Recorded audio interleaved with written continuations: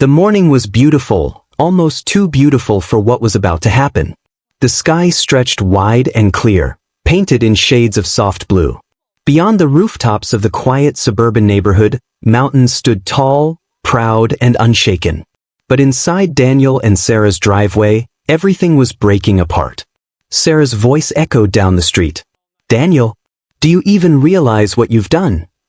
Daniel, still in his work clothes from the night before, stared at the bright orange violation paper tucked under his windshield. His heart sank. "It's just a parking mistake, Sarah," he said, running a hand through his messy hair. "The garage was full. I was exhausted." "Exhausted?" she snapped. "Do you even care that the HOA is fining us again? Do you care what people think?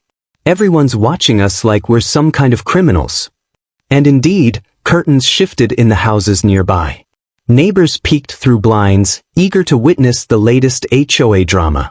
Behind Sarah, two HOA officers in black uniforms stood calmly with clipboards, jotting notes like detectives. Their presence was colder than the violation itself. One officer smirked as if enjoying the spectacle. "This is harassment," Daniel barked at them. "You people wait for the smallest mistake to pounce." The officer's response was short, almost rehearsed. "Rules are rules, sir." Sarah's cheeks flushed red with embarrassment. "See? This is why I keep telling you, you never take things seriously. I warned you about this. I can't live like this anymore." The words cut deeper than Daniel expected. He wanted to yell back, to defend himself, to remind her how much pressure he was under. But all he saw was her disappointment. And the paper on the car, glowing like a warning sign. The officers scribbled one last note and walked away slowly. Their black uniforms looked more like a threat than a dress code. Sarah crossed her arms, her voice shaking. "If this keeps up, Daniel, I don't know how much longer I can do this." Daniel's chest tightened.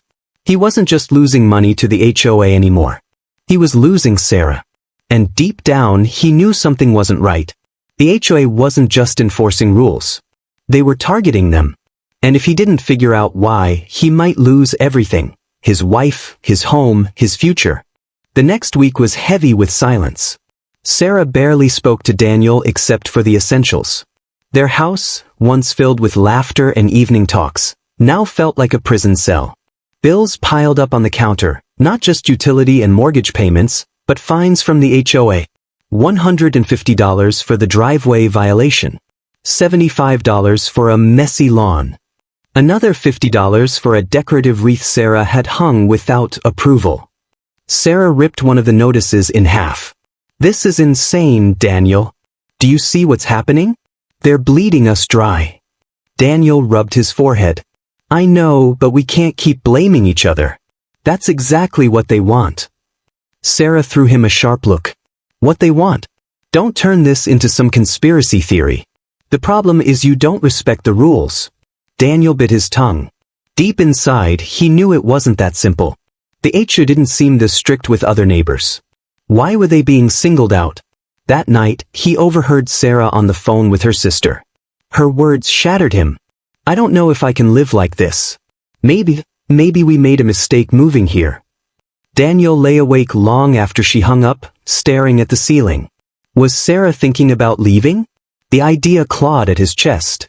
The next morning, Daniel drove through the neighborhood slowly, observing. And that's when he noticed something strange. The neighbor across the street had a car parked in his driveway overnight. No violation. Another house had a wreath on the door. No fine. Their grass wasn't perfect either.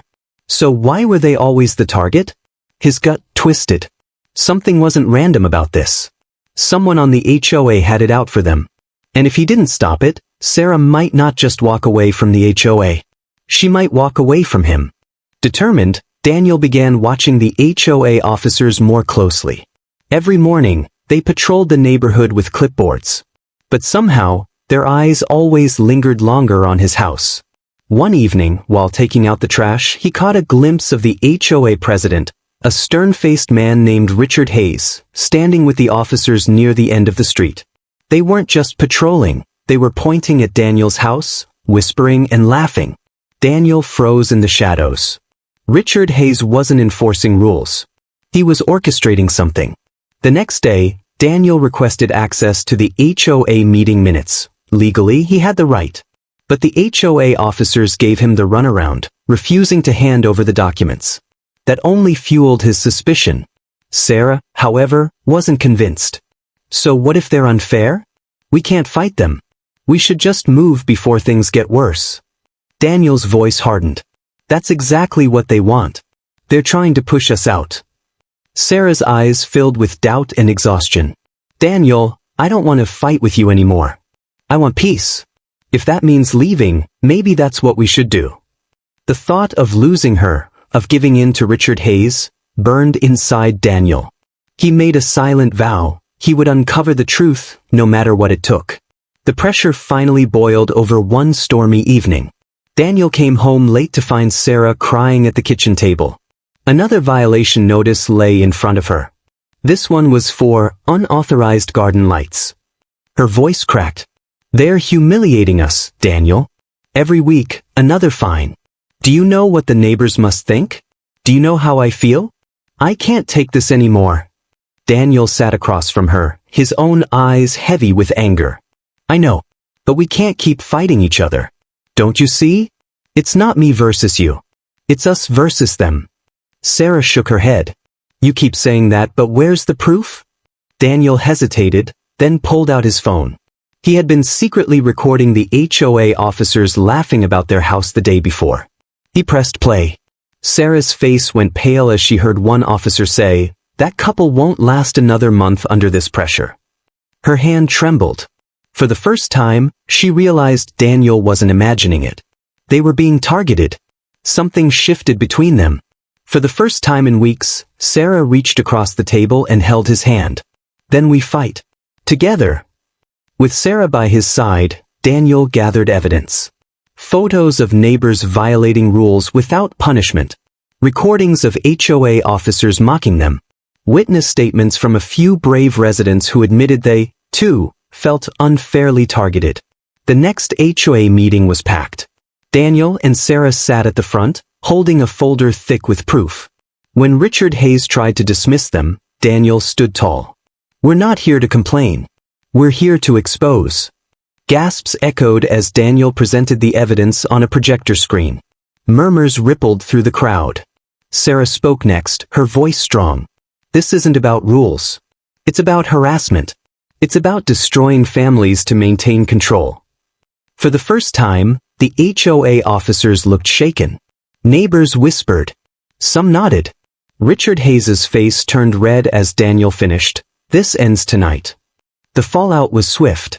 A vote was held. Richard Hayes was removed as HOA president. An investigation into his conduct began. The officers who had targeted Daniel and Sarah were suspended. The neighborhood felt different in the weeks that followed. Lighter. Safer.